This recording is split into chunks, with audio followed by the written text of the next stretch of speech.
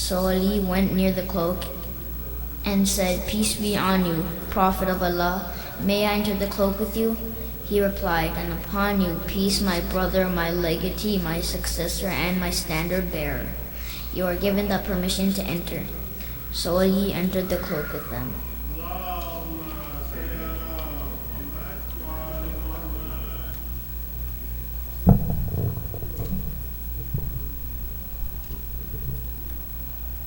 Then I stepped forward and said, "Peace be on you, mother, my father, O Prophet of Allah. May I enter the cloak with you?" He replied, "And upon you, peace, my daughter, O part of myself. You are given the permission to enter." So I entered the cloak with them.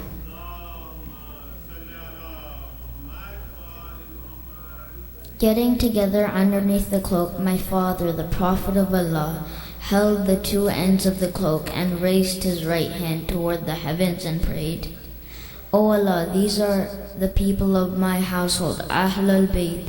They are my confidants and my supporters. Their flesh is my flesh and their blood is my blood. Whoever hurts them hurts me too. Whoever displeases them displeases me too. I am at war with those at war with them. I am at peace with those at peace with them. I am the enemy of their enemies and I am the friend of their friends. They are from me and I am from them. O Allah, bestow your blessings, benevolence, forgiveness, and your pleasure upon me and upon them, and remove impurity from them and keep them thoroughly pure." Then the Lord Almighty Allah said, "O my angels, O residents of my heavens, verily I have not created the erectic sky, the stretched earth, the illuminated moon, the bright sun, the rotating planets, the flowing seas, and the sailing ships, but for the love of these five lying underneath the cloak."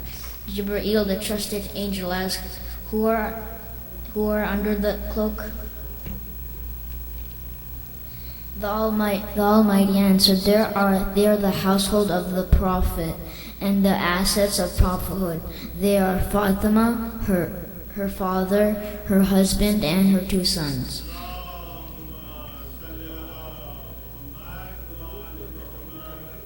Jibreel said, "O Lord, may I fly to earth to be the sixth of them?" Allah replied, "Yes, you are given the permission."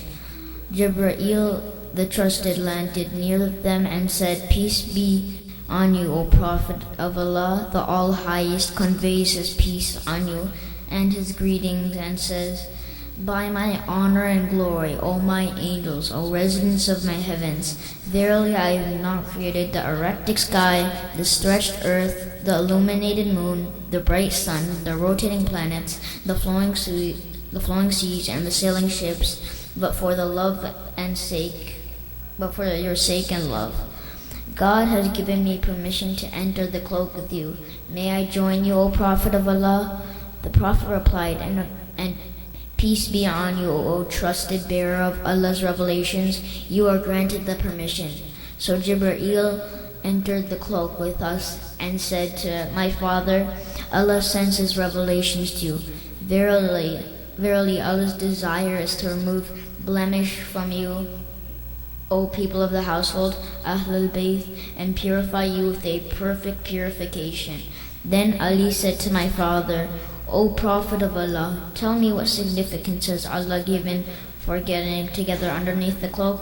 The Prophet replied, "By Him who rightfully appointed me a prophet and chose me a messenger for the salvation of mankind."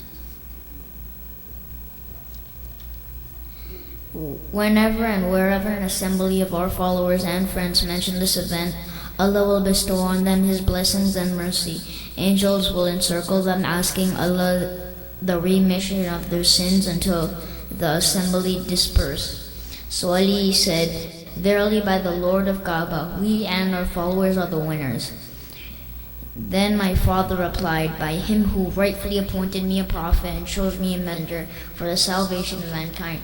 Whenever and wherever an assembly of our followers and friends mention this event, there shall remain none grieved, but Allah will remove his grief. There shall remain none distressed, but Allah will dispel his distress. There shall remain none wish seeker, but Allah will grant his wish. Ali happily said, "Verily by the Lord of Kaaba, we and our followers are the winners and the blessed in this world and the next."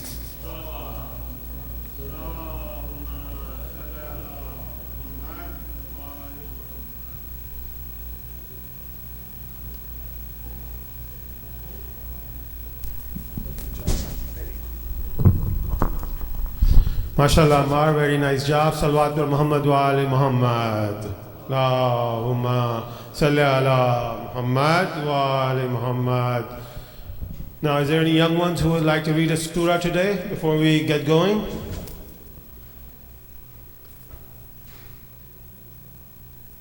Come on up, Heather. You want to read also? Come on. No? Okay. Come on. How about you in the back sitting there? Do you guys want to read any small surahs? Or your brothers? Assalamu alaikum, my name is Heather. Now I'm going to read Alhamdulillah. أعوذ بالله من الشيطان الرجيم. بسم الله الرحمن الرحيم. الحمد لله رب العالمين الرحمن الرحيم مالك يوم الدين إياك نعبد وإياك نستعين اهدنا الصراط المستقيم صراط الذين أنعمت عليهم غير المغضوب عليهم ولا الضالين صدق الله العلي العظيم. MashaAllah, good job, Heather, very good. Okay, what's your name? Imran. Okay, Assalamu alaikum. My name is Imran. How old are you? You're 10? Huh? How old are you? I'm 8. 8. Hello, my name is Imran and I'm 8 years old. And I'm 8 years old. Bismillahirrahmanirrahim. قل هو الله أحد الله الصمد لم يلد ولم يولد ولم يكن له كفوا أحد الله العلي العظيم. MashaAllah, good job, Imran. Salawat bar Muhammad wa ali Muhammad. Allahumma salli ala Muhammad wa ali Muhammad. So a couple of quick announcements before we get started. Please kindly put your cell phones on silent so we don't disturb the majlis as it's going on. If anyone would like to read Hadith Kisa, can see me afterwards and we'll try to schedule you into the schedule.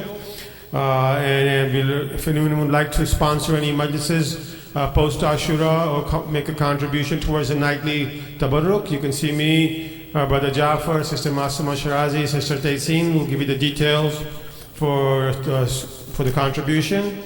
Also the parking in the front is only for handicap. Please kindly abide by those rules so we can have our elders not be inconvenienced. There's overflow for the sisters into the basement. So if any sisters with young children would like some extra room, you're welcome to go into the basement. And then lastly, please kindly move forward as we're expecting a packed house tonight. Please move forward as much as you can so we don't disturb those who come a little bit later. Now without further ado, I'd like to request Maulana to take this member. Salawat bar Muhammad wa ali Muhammad.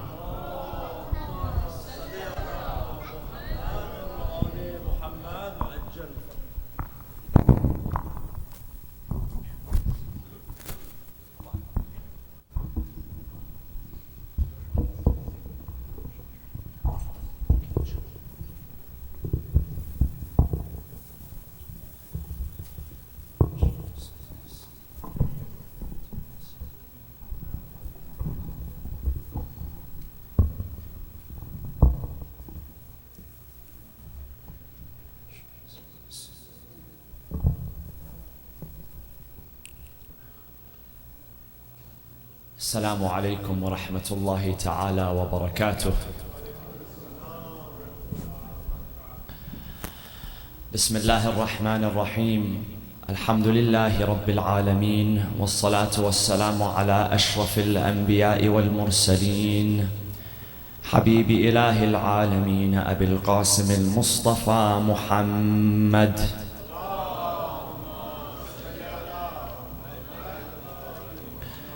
وعلى أهل بيته الطيبين الطاهرين المعصومين المنتجبين. صلى الله وسلم عليك يا رسول الله.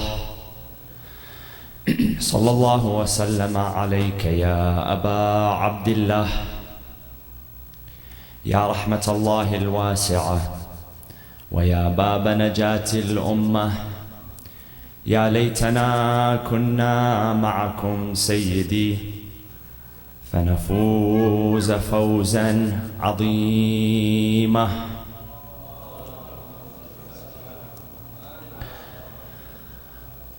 أعوذ بالله من الشيطان الرجيم. بسم الله الرحمن الرحيم.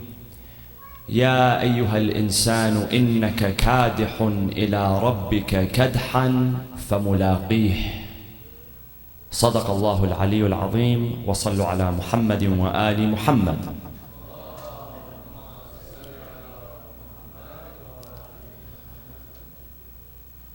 Tonight we dedicate the commemoration of this majlis to Ali al-Akbar, the eldest son of Sayyid al-Shuhada and the first family member of Sayyid al-Shuhada to emerge to the battlefield on the day of Ashura, the one that set the precedent and paved the path for the rest of the youth of the Banu Hashim. And it has been narrated that one day a man saw Rasulullah sallallahu alaihi wasallam in his dream, and he was struck by the beauty of the Prophet, by his presence, by his demeanor. And in that dream, the Prophet instructed him to go to Medina and to profess his shahada there. So when he came to Medina, he was directed to the home of Sayyid al-Shuhada, where he described to him the details of the dream that he saw. And it was in front of him where he took his shahada, he accepted Islam, but then he turned to Sayyid al-Shuhada and he began to describe the beauty of the face, of the presence of Rasulullah. So when Imam Hussein saw that he was so eager to see the Prophet again, he brought to him Ali al-Akbar, who was a boy, just a young boy, whom according to narrations was أشبه الناس خلقا وخلقا ومنطقا برسول الله, the most similar to the Prophet, peace be upon him, in his looks, in his behaviors, in his mannerisms. Every aspect of the life of Ali al-Akbar was identical to his great-grandfather, Rasulullah. And when the man saw the boy, he said 3 times, he said, by God, it is him, by God, it is him, by God, it is him.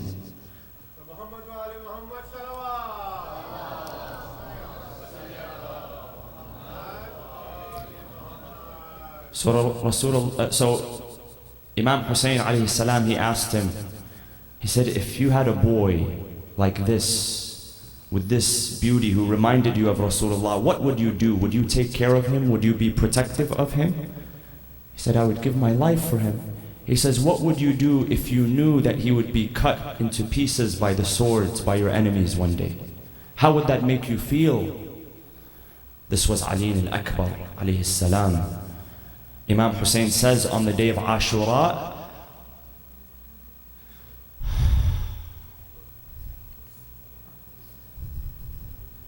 وَكُنَّا إِذَا اشْتَقْنَا إِلَىٰ رُؤْيَةِ رَسُولِ اللَّهِ, and when we longed to see Rasulullah, نَظَرْنَا إِلَىٰ وَجْهِ هَذَا الْغُلَامِ, we would look to the face of this young man to remind us of the man that we so dearly missed. Ali al-Akbar embodied everything that it meant to be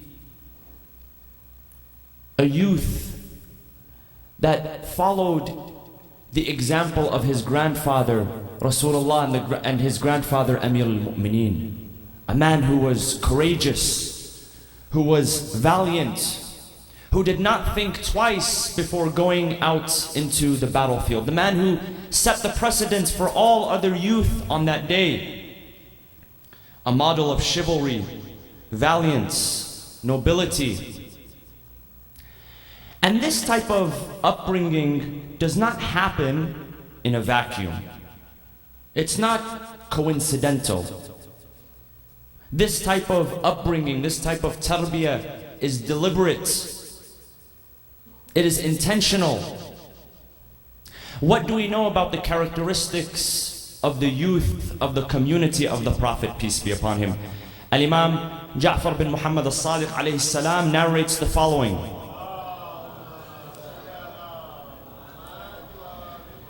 He says that the Prophet was one day asked, "What are the signs of the youth of your community?" And he responded, "There are 10 signs of the youth of my community." He said, "They are those who are truthful in speech." Number 1.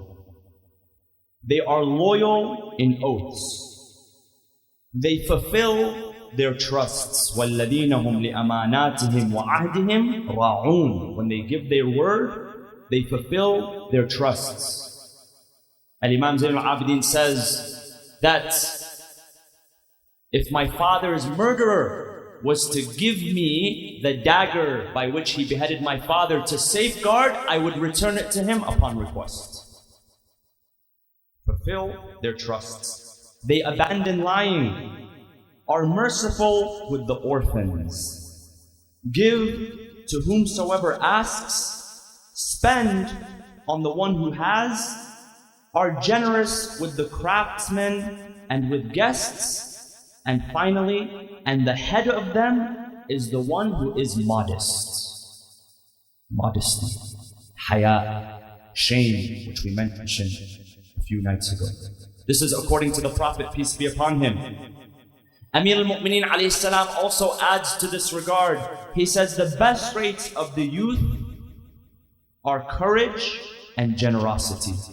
And both of these come together in the generous, valiant one. These are the characteristics that are described to us and relayed to us by the Prophet and the Ahlul Bayt alayhi salam. So we must ask ourselves, in the interest of the tarbiyah and the upbringing of our youth, what has modern society, what has modern secular society offered in this regard? Schools and universities, especially here in the developed world, in the Western world, do a great job in providing knowledge and technical skills for you to be productive in the marketplace, for you to add value in the marketplace. But do they provide anything of substance in terms of spiritual growth, spiritual nourishment? And this is why modern day crisis that we deal with is the man-child who knows a lot, but whose soul is deprived of the food that it so desperately needs. And this is why addictions are so prevalent. Addictions to junk food, addictions to computer games and video games, addictions to pornography, addictions to the things which give us a quick fix and comfort. This is what happens when the soul is not fed the food that it so eagerly waits for. The Quran reminds us by saying, فَلْيَنْظُرِ الْإِنسَانُ إِلَىٰ طَعَامِهِ. Let man look towards his food and his nourishment, not just what he chews in his mouth and swallows into his stomach, but let him look at the source of his spiritual nourishment. What is feeding his spirit? The soul requires nourishment just as the body requires nourishment. And there's a difference between ilm and ma'rifah, as we mentioned a few nights ago. Ilm is knowledge of the essence of a thing. Ma'rifah is spiritual awareness, spiritual knowledge, knowledge of its interior, knowledge of its inner workings. Allah subhanahu wa ta'ala says in the case of the Prophet Ibrahim, He says, وَكَذَلِكَ نُرِي إِبْرَاهِيمَ مَلَكُوتَ السَّمَاوَاتِ وَالْأَرْضِ. The term malakut here refers to the inner nature and the inner workings of the universe. See, when you go to a doctor, it's different than when you go to a tailor. Both of them will assess what the body that they see in front of them, correct? The tailor will take measurements. He'll use his tape and he'll take measurements from the outside. The tailor won't cut from a different cloth based on what's going on inside. It's the same if a person is healthy or sick on the inside. He's not interested in what's going on the inside. He takes the outer measurements. The doctor is not going to take the outer measurements, or if they are, they're not as interested as they are on the inside. They'll use a stethoscope. He wants to know what's happening on the inside. So the diagnosis of a doctor is different than the measurements of a tailor. The doctor looks within.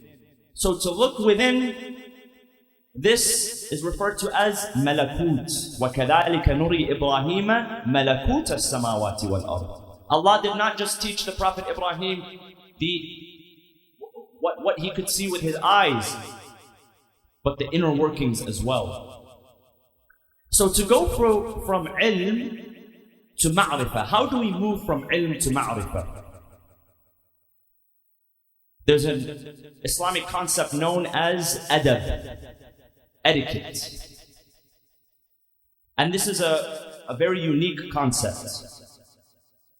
Because the same way that ilm prepares our mind to work and provide value and provides clarity to the mind, adab and ma'rifah give nourishment to the hearts and the soul.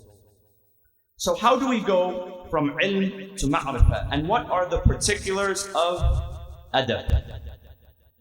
Amir al-Mu'mineen salawatullah wa salamu alayhi,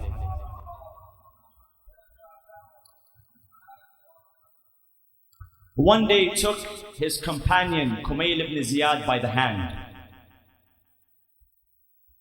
And he said, and the narration says that he took him outside of the city limits to a place where nobody would hear their conversation, nobody would eavesdrop in on their conversation. And he placed his hand on his heart and he said, Ya Kumayl, Inna al-quluba aw'iya. The hearts are like containers, they are vessels. Whatever you pour into the heart, it's going to receive.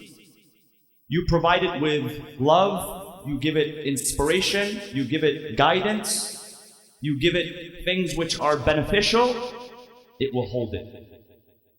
Like a vessel, a container holds whatever you pour into it. You put in it poison, you fill it with nonsense, with garbage, with animosity, envy, hatred, it will also hold it the same way. إِنَّ الْقُلُوبَ أَوْعِيَةً فَخَيْرُهَا أَوْعَاهَا. The best of hearts, not the best of minds, the best of hearts are the ones that are most receptive. Versus what the Quran describes as locks on the hearts. The Quran says, do they have guidance or do they have locks on their hearts? فَخَيْرُهَا أَوْعَاهَا. And then he points to his heart. He says, Ya Kumayl, إِنَّهَا هُنَا عِلْمًا جَمًّا. He says, Oh Kumayl, there is so much knowledge, there is so much ma'rifah, awareness, guidance here. لَوْ وَجَدْتُ لَهُ حَمَلًا. If I can only find someone who can bear it, that I could pour it onto. This was the tragedy of Amir al-Mu'mineen. He said, if I could only find someone who could bear the knowledge, that I could pass on to him. And what he was describing here was more than just knowledge, ilm in the technical sense, but rather ma'rifah, spiritual awareness. So we said to get from ilm to ma'rifah, the process by which we achieve ma'rifah is adab. etiquette. And there are three aspects of adab, etiquette. Number one aspect or one dimension of adab is adab and etiquette towards the self. We have a responsibility first and foremost towards ourselves. You must commit yourself, young man, to self-improvement and self-development. It's your responsibility. You don't go from a boy to a man automatically. You have to work on yourself. And there's no escaping the work. And working on yourself, in developing yourself, number one, you must ask Allah subhanahu wa ta'ala to assist you in this regard. Amir al-Mu'mineen teaches us a dua, a supplication, and he would often recite this. You can find this in Nahj al-Balagha, saying number 100. When people would praise him, most of us, we receive praise, it gets to our head right away. We're flattered and, I am really that good. I am really that good looking. I am really that successful. I built this for myself, correct? That's what the shaitan wants you to believe about yourself. Amir al-Mu'mineen would recite this dua. And I want you to pay heed to this. That every time someone would praise him, he would say the following. He would say, Allahumma innaka a'lamu binafsi minni. Oh Allah, you know me better than I know myself. I think I know myself. But you're my creator. You know me better than I know myself. Wa ana a'lamu binafsi minhum. And I know myself better than they know me. They're praising me because they see me from the outside. But I know myself who I am. Allahumma ja'alni khayran mimma yadhunnun. Oh Allah, make me better than what they believe about me. They think I'm good. They think I'm praiseworthy. But make me better than what they believe about me. وَاغْفِرْ لِي مَا لَا يَعْلَمُونَ. And forgive me what they do not know about me. The things that if they knew about me, they probably wouldn't praise me as much. They probably would not praise me at all. In fact, they might even curse me and get away from me if they knew truly who I was on the inside. Oh Allah, make me better. Ask Allah to make you. اجعلني خيرا مما يظنون. Make me better than what they believe about me. Because it's easy for us to allow that praise to get to our head. And what happens when the praise gets to your head? When it gets to your nafs? I don't need to work on myself. I don't need to improve. People already love me. I already have fruit on the tree. And that's a very dangerous mindset. That's exactly where the shaitan wants you to be. He wants you to be stagnant. He wants you to think, I arrived. I don't need to work on myself. I have this list of degrees. People are listening to me. Very dangerous place to be. Always ask Allah first and foremost to be your guide in helping you develop not just your brain, not just to help you succeed in this world by attaining degrees and getting a good job and adding value to the marketplace in that way. But what about your heart and the development of your spirit? The Quran says, أَفْلَحَ مَنْ زَكَّاهَا. In another verse, قَدْ أَفْلَحَ مَنْ تَزَكَّى. Surely and indeed, what does aflah mean? What is falah? Success.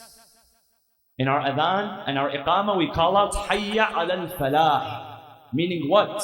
Come towards success. This is where success happens. Hayya ala al-salah, hayya ala al-falah, hayya ala khayr al-amal.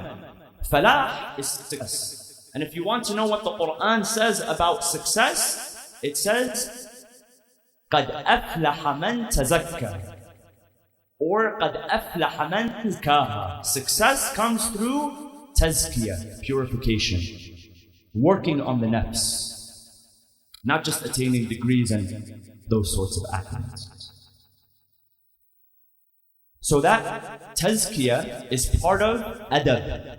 It's part of that etiquette that allows us to transition from having knowledge, ilm, to attaining ma'rifah, spiritual awareness. Because what is the goal of this dunya? It's important for you to be successful. It's important for you to make good money. It's important for you to have a solid career. Because there are lives that depend on you, no? You cannot hide in a room and say, oh Allah, He'll open the doors for my family. If I don't provide the meals, He's going to provide the meals.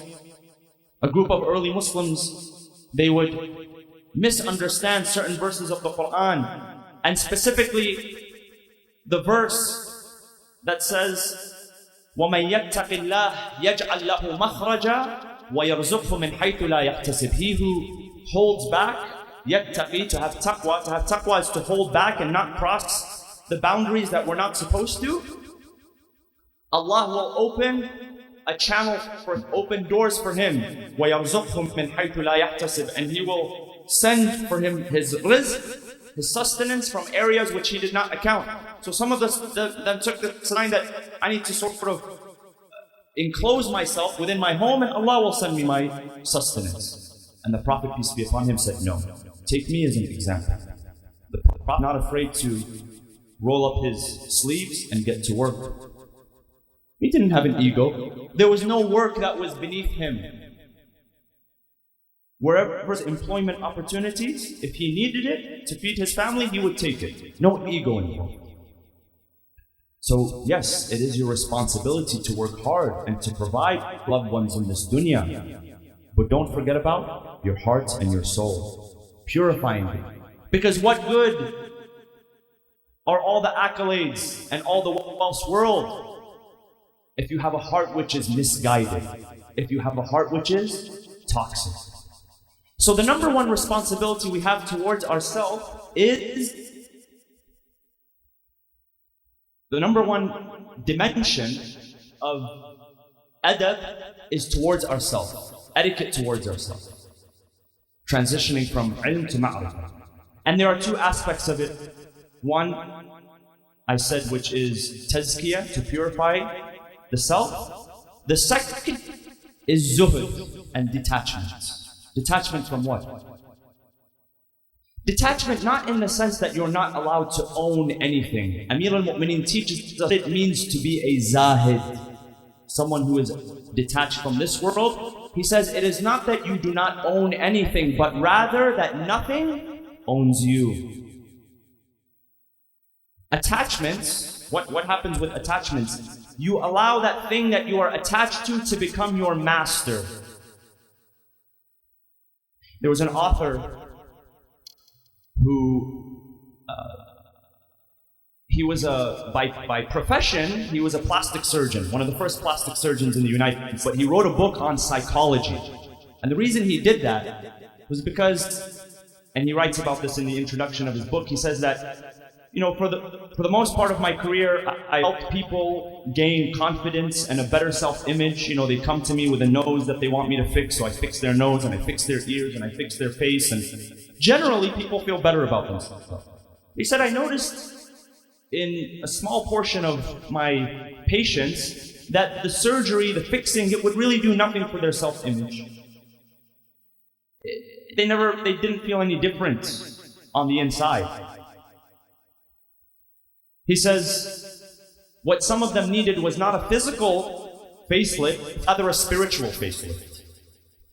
And so he goes on and talks about the psychology of attachment and those sort of things. He says, one day I was speaking to a man who was addicted to smoking. And then one day he went cold turkey. He quit. So I asked him, I said, what is it that caused you go cold turkey? I mean, it's a very difficult thing to do and sustain it if you've ever, you know, quit an addiction. He says, I always wanted to let it go, but the moment I decided that this is too much was one day I left my house and I realized that I left my tobacco at home. He said, and the pull and the desire that I felt It's as if that tobacco had become my master. He said, I was disgusted with that. And I realized that I don't ever want to feel like this. I don't want to feel like this. Something so insignificant starts to control me and become my master. So attachment, or I should say rather detachment, zuhud, is not that you do not own anything, but rather that nothing owns you, understanding that this world is temporary. A man one day comes to a spiritual master that he traveled a long distance sea to learn from. And he sees that this sheikh, this spiritual master, has no furniture with him. So he asks him, he says, why don't you have any furniture?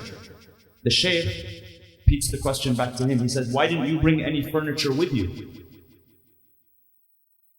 I'm just a visitor. Have you ever walked into a hotel or motel and as terrible it may be, you don't go in and change the furniture. You don't go, put up new wallpaper or... Why? Because you know it's temporary. So he says, I'm the visitor and you're the host. He says, no, but I'm also a visitor as well. And my days here are limited. This is detachment. So, one narration of the Prophet, peace be upon him, and this is a wonderful narration. He says that Allah subhanahu wa ta'ala said to the Prophet Dawood alayhi salam that I have granted 5 things at the expense of 5 others. 5 things at the expense of 5 others. I won't go through the full hadith. But he says one thing that he has granted at the expense of another, I have placed knowledge and understanding in hunger, ju' and ghurba, alienation, while people search for it in fullness, comfort. Says if you really want to attain ma'rifah, you're going to have to work hard for it. You're going to have to feel a little bit hungry at times. You're going to feel a little bit of discomfort. You might have to travel thousands of miles for it. One of our teachers in the house remind us of the hadith that says, لا يعطيك العلم بعضه حتى تعطيه كله. Knowledge will not give you a part of it until you give it all of you. You have to put in your efforts. There are so many people today who they have talents, have an inborn ability, talented at articulating themselves, or talented at drawing and art, talented at dribbling a basketball. But what happens if you don't put in the efforts to develop that talent into skill? Hard work beats talent when it does not work hard. And much of the accomplishment and the success that you see today is not people that had talent and just relied on them. It's people that put in work, hundreds, thousands of hours of work until they perfected their craft. And this is true across the board. You go to the world of athletics, some of the best basketball players, you hear about Michael Jordan, the work ethic that he had, Kobe Bryant, the work ethic that he had, show up 2 hours, leave 2 hours after. Even if you're a talented individual, you still have to put in the work and become uncomfortable and get a couple of ouchies on the way to really develop your full potential and reach excellence. And we live in a world of instant gratification, get rich quick, on demand, 2 clicks are too much, so they customize for just 1 click. There's too much effort to put in. Whereas effort is where it counts. Allah tells the Prophet Dawood alayhi salam that if to gain mastery, you're going to have to get a little bit discomfort. You have to become a little bit alienated. You have to be able to take criticism even from those who love you the most. And one of the greatest examples of this, I'll give you a couple of examples from the companion, the Prophet Muhammad sallallahu alaihi wasallam. But before that, brothers, I'm going to bother you to please stand up and come as close as you can. Sallu ala Muhammadin wa ali Muhammad.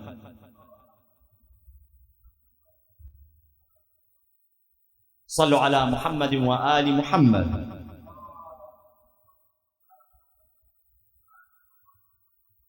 For the love of Fatima Zahra, Sallu ala Muhammadin wa ali Muhammad.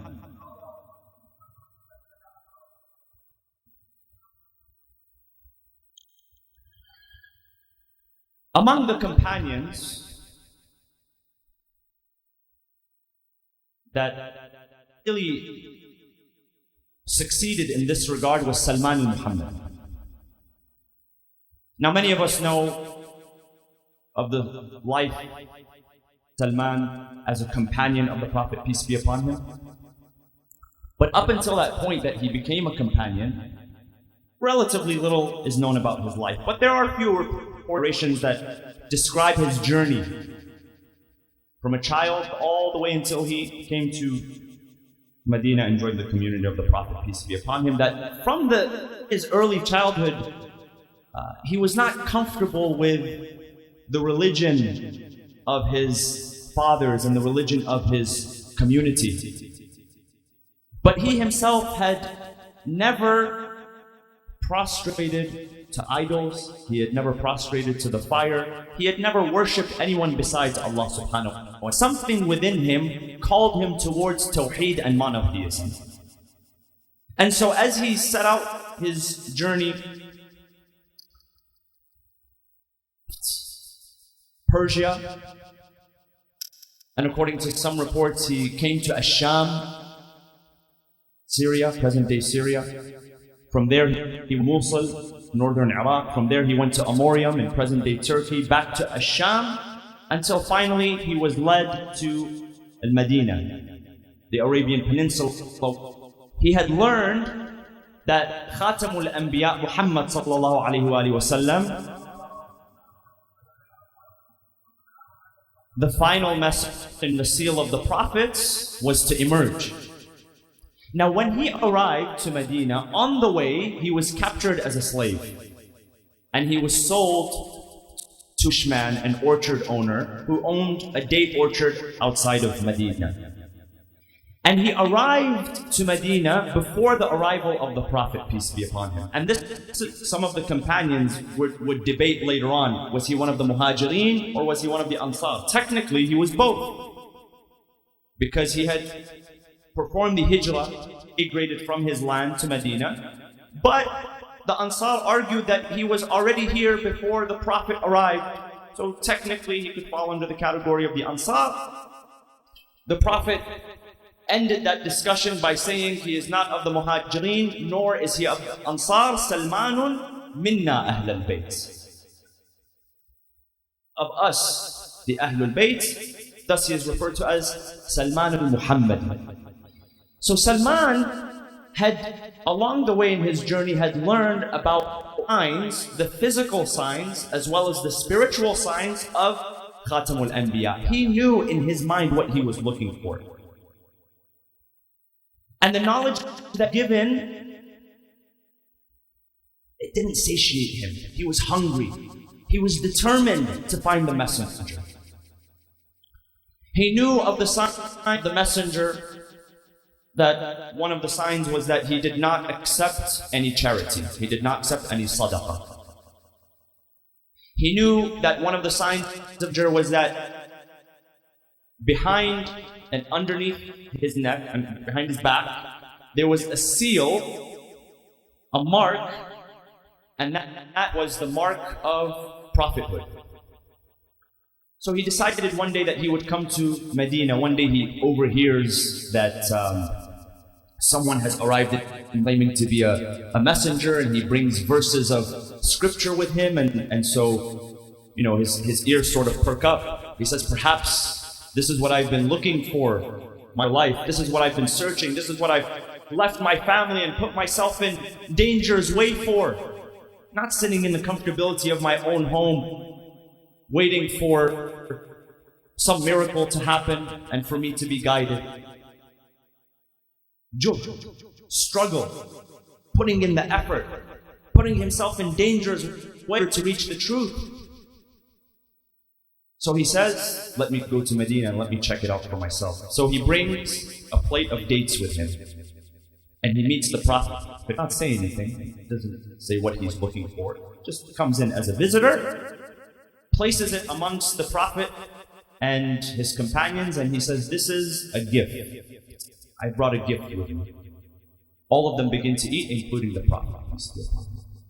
So he comes back another time, he brings another plate of dates with him, and he presents it to the Prophet and his companions, and he says, this is charity, this is sadaqah. All of them reach their hands for it, except for the Prophet, peace be upon him. So, he of his list. The second sign that he was looking for was the mark behind the neck of the Prophet. He can't just ask and say, hey, can you remove your cloth? I want to check what's on the back of your neck. So narration says he kind of approaches the Prophet, and the Prophet's sort of working, moving, and he notices that, this guy behind him is trying to look for something. So the Prophet picks up on the hints. He realizes he picks up on the hint. He removes the cloth from the back of his neck, revealing the mark of prophethood, and then he turns to Salman. He said, did you find what you were looking for? And Salman to the feet of Rasulullah says, I've been looking for you my entire life. He says, I left my family who went against me, who called me crazy, who, according to some reports, imprisoned him before he left.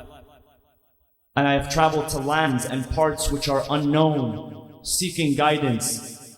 I became a slave in the process. But I'm willing to do all of that because finally I found my master, I found my goal, I found what I was looking for.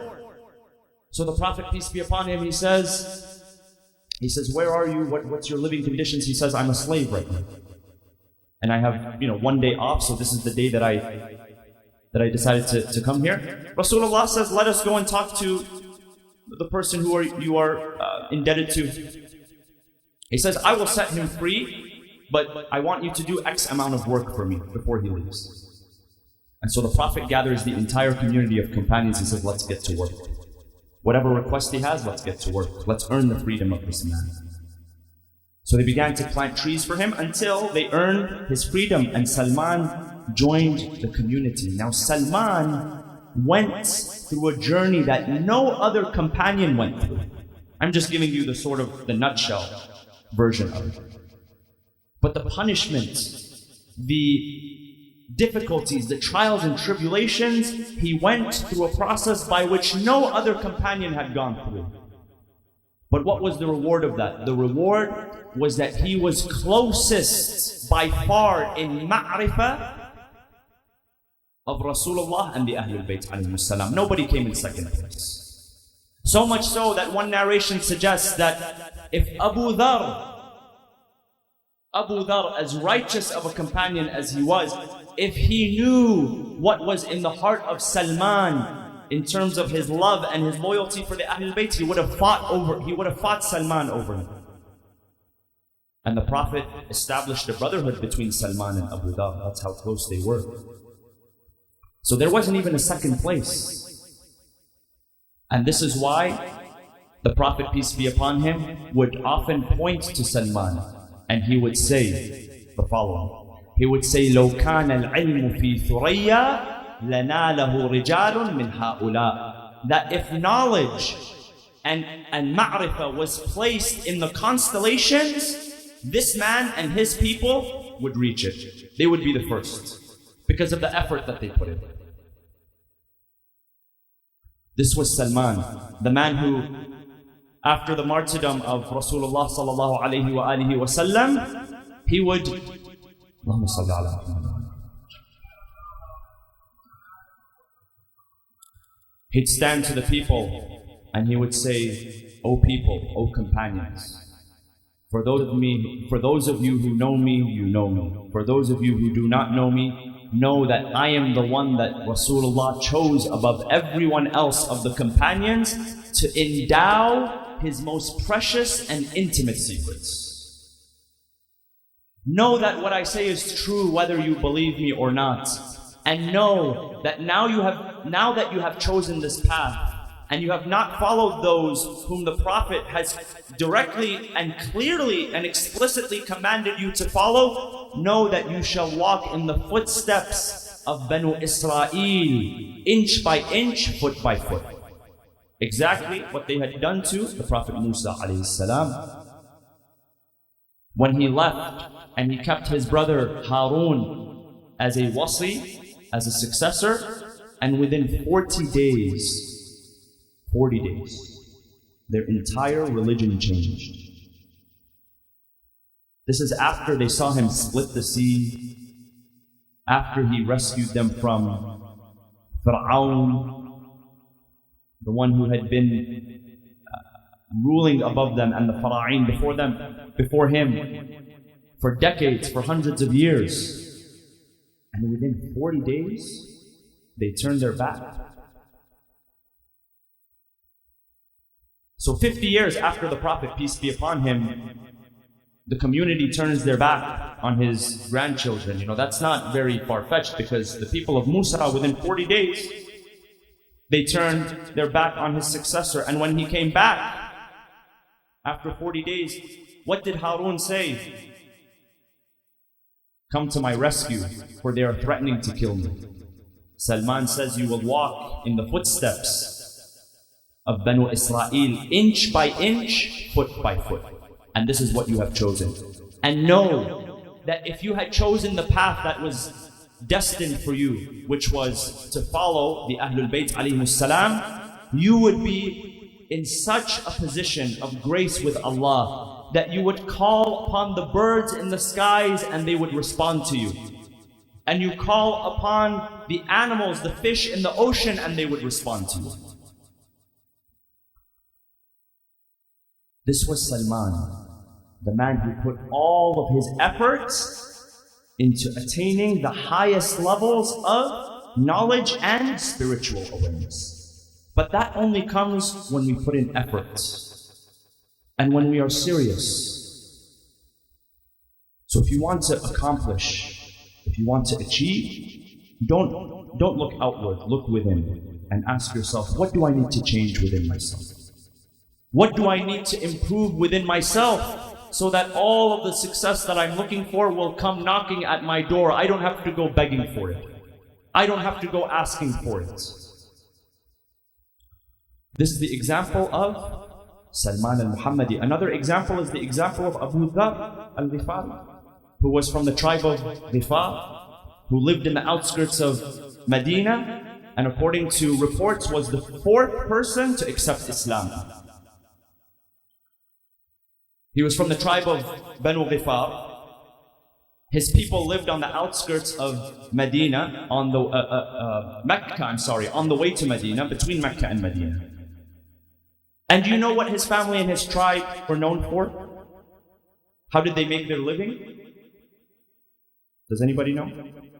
Abu Dhar al-Ghifari. What was his tribe known for?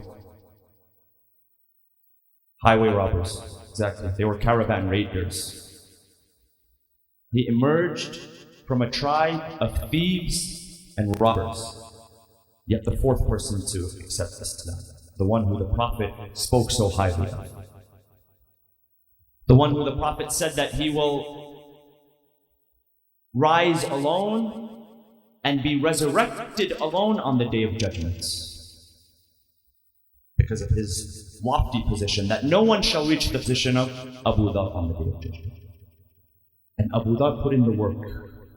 He could have accepted comforts. He could have accepted having a full stomach, but he realized this is not the way to enlightenment. This is not the way that I reach my full potential. And Abu Dhar was one of those loyal companions of the Ahlul Bayt alayhimus salam, who when he witnessed the injustices that took place, he did not remain quiet. And in fact, in the time of During the time of the third Khalifa, Uthman ibn Affan, he was known to be highly critical. And so Uthman said, what am I going to do with this guy? We can't bribe him. We can't shut him up. There's nothing that we can do, and we can't take away from his credibility either. Because he's one of the first Muslims. He participated in all of the battles. The Prophet spoke so highly of him, one of the most righteous people. So he decided, let me send him to cousin Muawiyah in Ash-Sham. Let him deal with him. He went to Ash-Sham, present-day Damascus, and his criticisms increased there. He wasn't going to stop. So Muawiyah, after a while, he said, I've had enough. Send him to shores, send him to the coast of Lebanon, present-day Lebanon.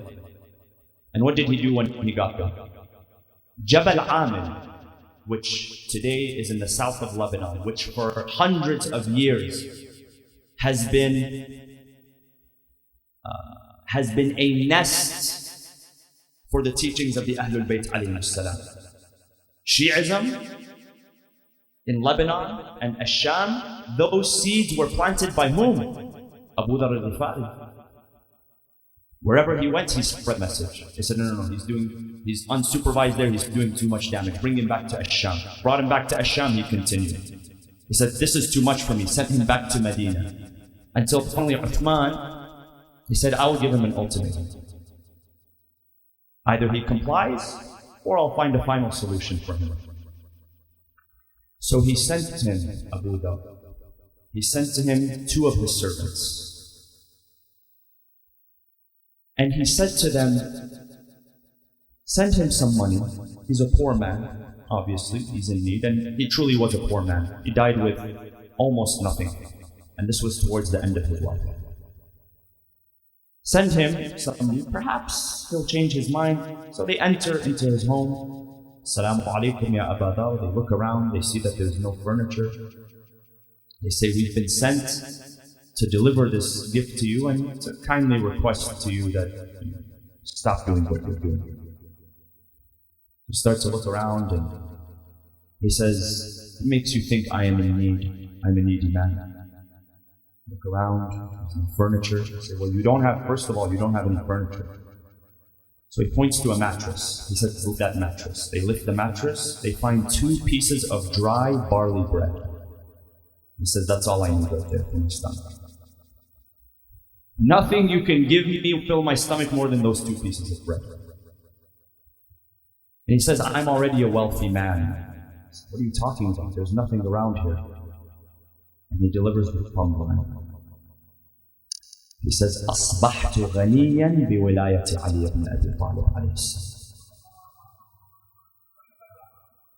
My source, ghina, my source of wealth is my wilayah, my loyalty to Ali ibn Abi Talib. Nothing else that you can offer me will make me feel more wealthy and self-satisfied than this.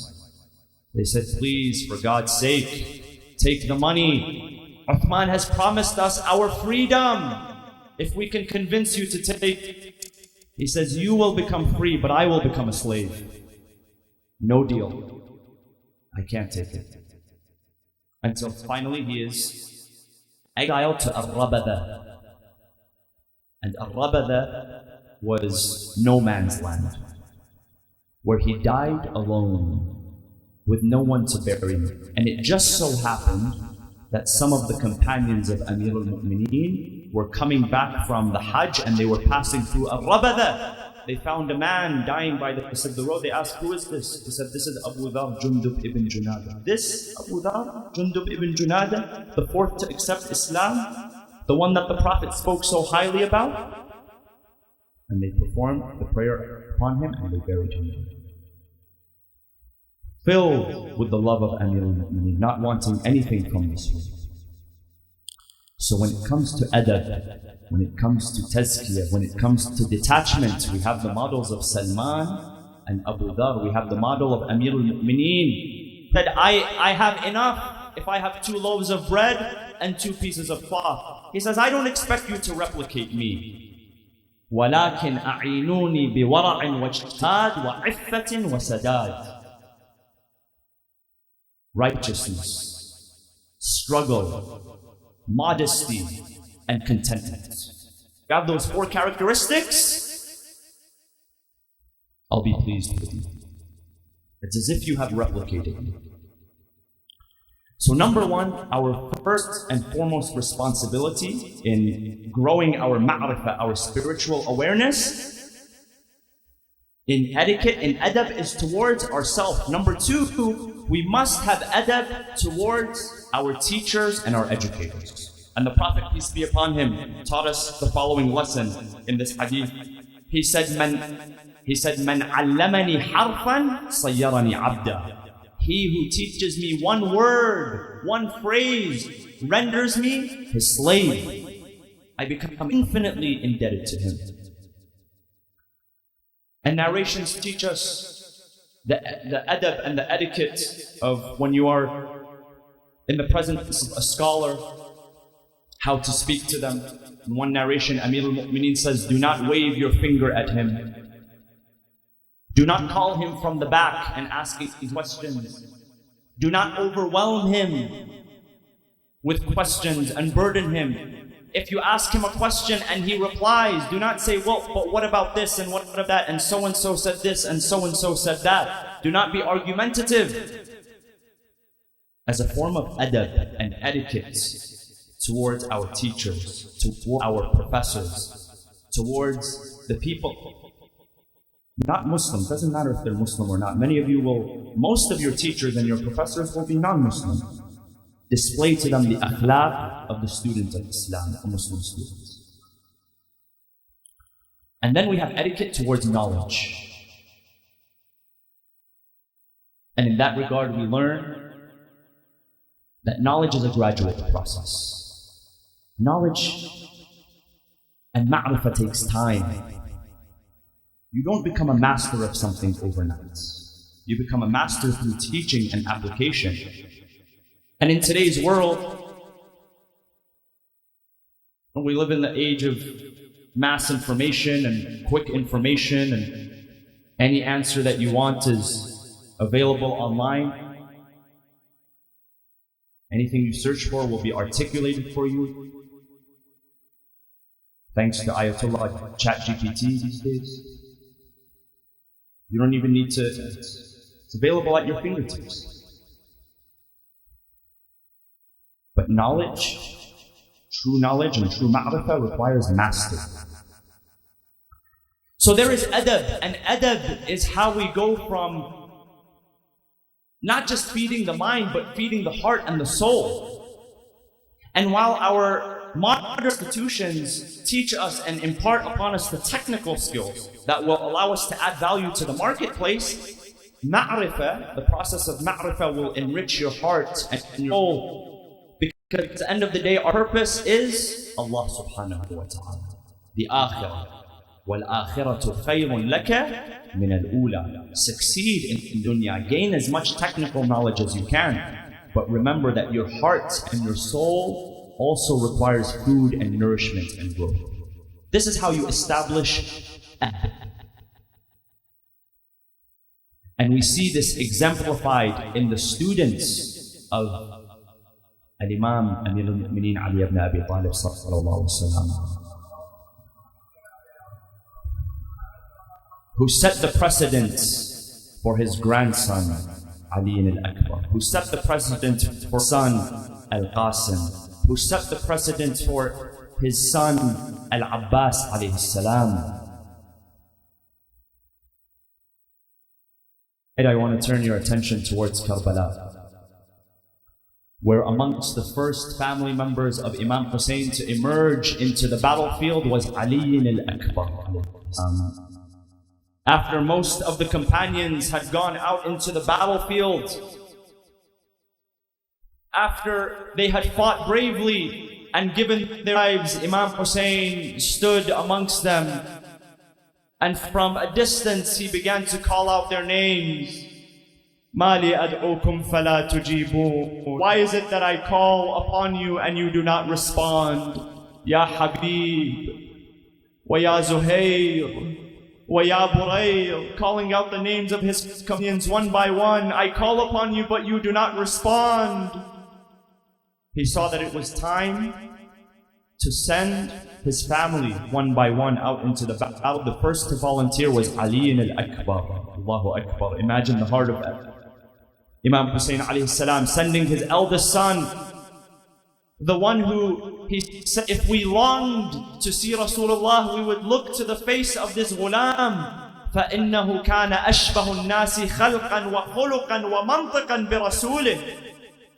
He was the most similar in his appearance, in his mannerisms, in his demeanors. So Rasulullah, Ali al-Akbar, volunteers to go up into the battlefield. Imam Hussein alayhi salam, he knows the level of conviction of his son. One narrator tells us that on the way to Karbala, Imam Hussein was riding on the camel, and he would fall asleep and he would wake up and fall asleep, and every time he would do so, he would say, Inna lillahi wa inna ilayhi raji'un, Inna lillahi wa inna ilayhi raji'un. Ali al-Akbar turned to his father. He said, Abata, my dear father, why are you repeating this phrase? Asna ala al-haq, are we not on the path of truth? The father replied, Bala, yes indeed.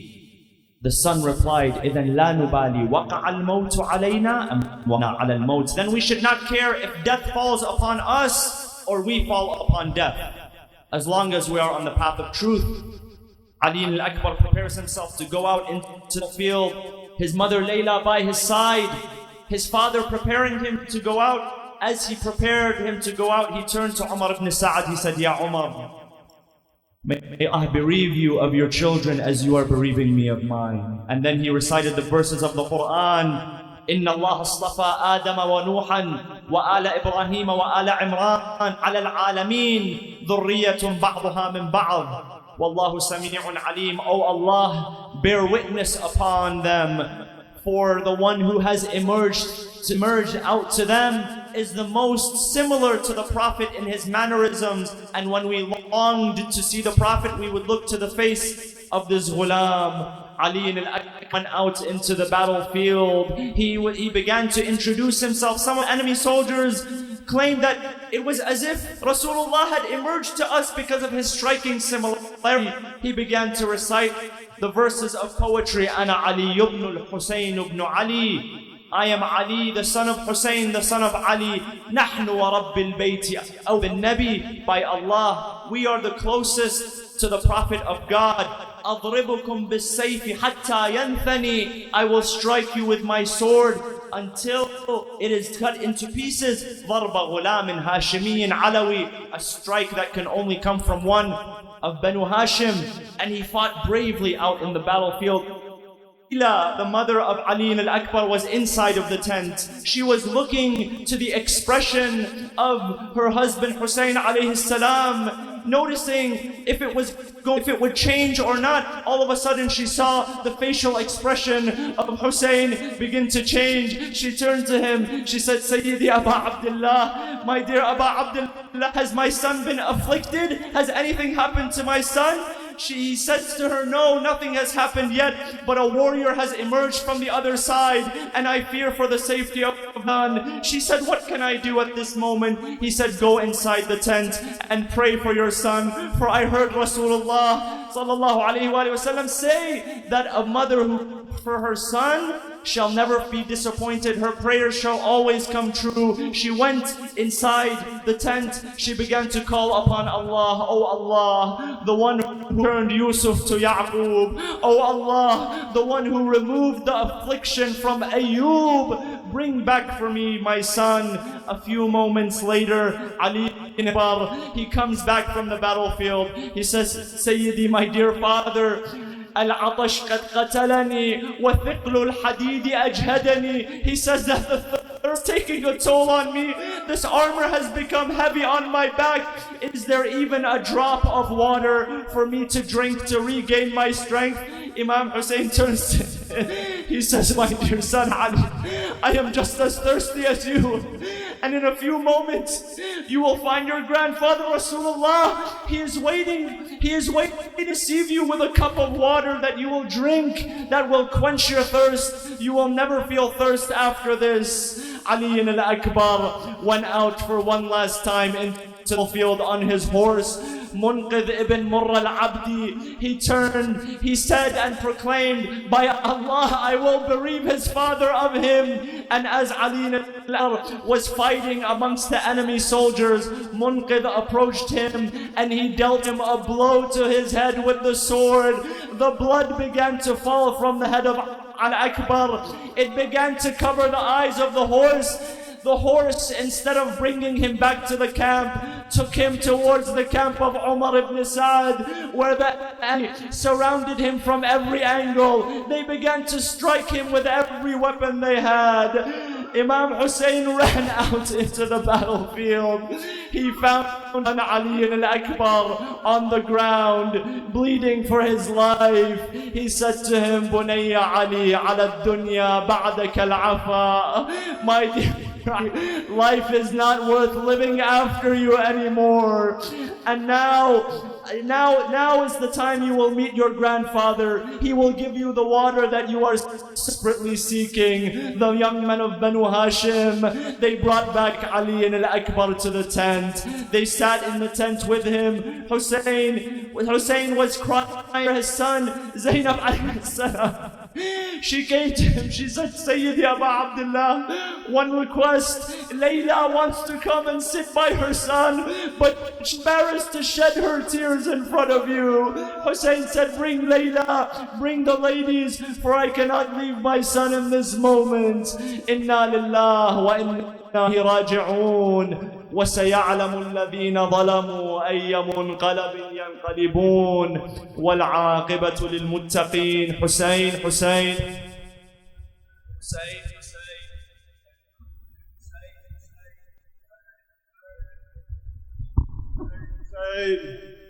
Hussein, Hussein, Hussein, Hussein, Hussein, Hussein, Hussein, Hussein, Hussein, Hussein, Hussein.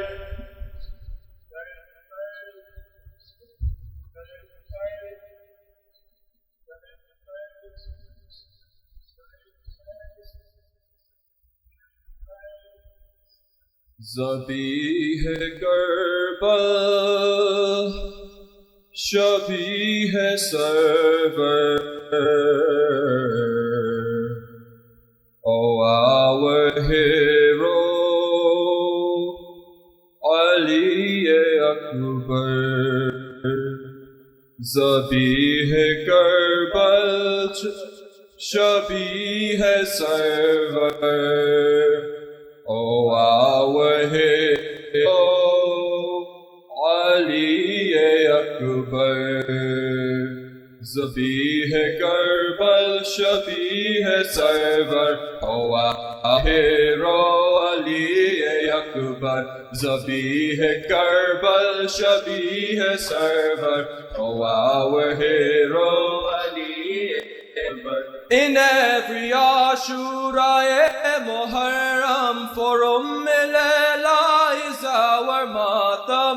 In every Ashura Muharram, for Layla is our matam. For Layla is our matam. For Layla is our matam. Oh, Bibi, share your Radim Manoha. Oh, Bibi, share your Radim Manoha. Your Dane Ali Akbar. Zabih Karbal, Shabih Sarwar. Oh, our hero Ali Akbar. Zabih Karbal, Shabih Sarwar. Oh, our hero Ali Akbar. Oh, can you hear La ilaha illallah, the call of Akbar by the name Mawla? Oh, can you hear La ilaha illallah, the call of Akbar Mawla, the call of Akbar, Badne Mawla, the call of Akbar, Badne Mawla. Reverberate in every era, reverberating in every era, is that Adane Ali Akbar, Kabih Iqbal Shabih Server, oh our hero Ali Akbar, Zabih Karbal Shabih Server, oh our hero Ali Akbar. Hussein said, Ya Ali taqaddam, oh my beloved Shabih Khatam. Says, Ya Ali taqaddam, oh my beloved Shabih Khatam, oh my beloved Shabih Khatam, oh my beloved Shabih Khatam. Fida upon you, O Ibn Zahra, Fida upon you, O Ibn Zahra. Hazar Jane Ali Akbar, Zabih Karbal Shabih Server, oh our hero Ali Akbar, Zabih Karbal Shabih Server, oh our hero Ali Akbar. Alayka minni salam Baba, this is the farewell kalam Baba. Alayka minni salam Baba, this is the farewell kalam Baba. This is the farewell kalam Baba. This is the farewell kalam Baba. For we are reaching the culmination, for we are reaching the culmination of Imtihane Ali Akbar, Zabih Karbal Shabih Server, oh our hero Ali Akbar, Zabih Karbal Shabih Server, oh our hero Ali Akbar. Hussein whispers in affirmation, you have accomplished your destination. Hussein whispers in affirmation, you have accomplished your destination. You have accomplished your destination. You have accomplished your destination. But never ending for Ibn Zahra, but never ending for Layla is Imtihane Ali Akbar, Zabih Karbal Shabih Server, oh our hero Ali Akbar, Zabih Karbal Shabih Server, oh our hero Ali Akbar. Oh our Mawla, you carried Akbar a feat greater than Fateh Khaybar. Oh our Mawla, you carried Akbar a feat greater than Fateh Khaybar, a feat greater than Fateh Khaybar, a feat greater than Fateh Khaybar. Hussein still has to bury Asghar, Hussein still has to bury Asghar. Oh no, Khane Ali Akbar, Zabih Karbal Shabih Server, oh our hero Ali Akbar, Zabih Karbal Shabih Server, oh our hero Ali Akbar. They violated the Psalm of David, the youth of Yusuf, the face of Ahmad. They violated the Psalm of David, the youth of Yusuf, the face of Ahmad. The youth of Yusuf, the face of Ahmad. The youth of Yusuf, the face of Ahmad. Oh what a disgrace for the Ummah, oh what a disgrace for the Ummah. Waqatilane Ali Akbar, Zabih Karbal Shabih Server, oh our hero Ali Akbar, Zabih Karbal Shabih Server,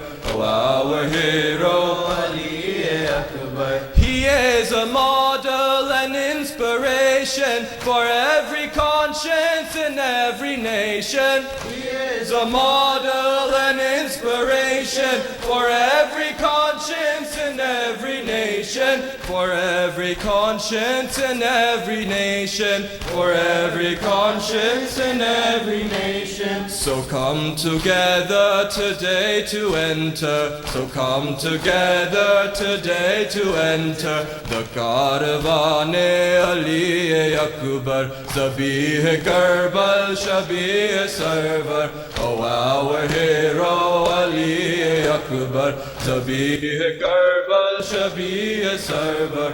Oh, our hero Ali Akbar. Hussein, Hussein, Hussein, Hussein. زخم دل کے دکھاؤں میں کیسے زخم دل کے دکھاؤں میں کیسے تیرا لاشا اٹھاؤں میں کیسے اکبر میرا سحر والا اکبر اکبر میرا سحر والا اکبر اکبر میرا سحر والا لاش اکبر پہ شاہ جب پہنچے دل کو ہاتھوں سے تھام کر بولے تیری فرقت نے اے علی اکبر آگ دل میں میرے لگا دی ہے آگ دل کی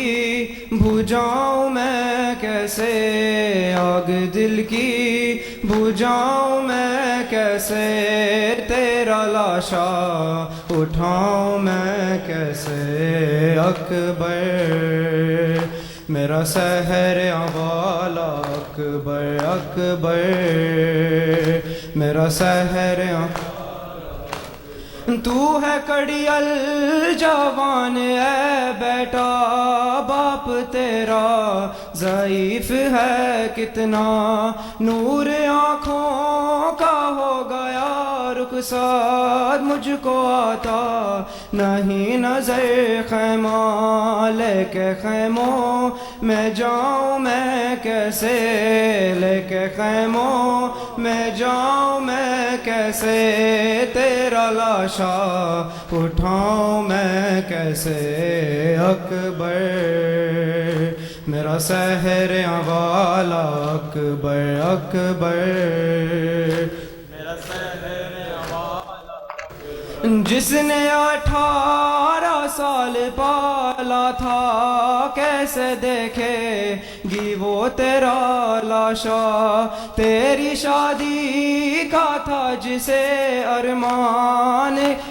کیسے جھیلے گی وہ صدمہ تیری ماں کو بتاؤں میں کیسے تیری ماں کو بتاؤں میں کیسے تیرا لاشا اٹھاؤں میں کیسے اکبر میرا سحر والا اکبر اکبر میرا سحر والا زخم دل کے دکھاؤں میں کیسے زخم دل کے دکھاؤں میں کیسے تیرا لاشا اٹھاؤں میں کیسے اکبر میرا سحر والا اکبر اکبر میرا سحر والا اکبر حسین حسین حسین حسین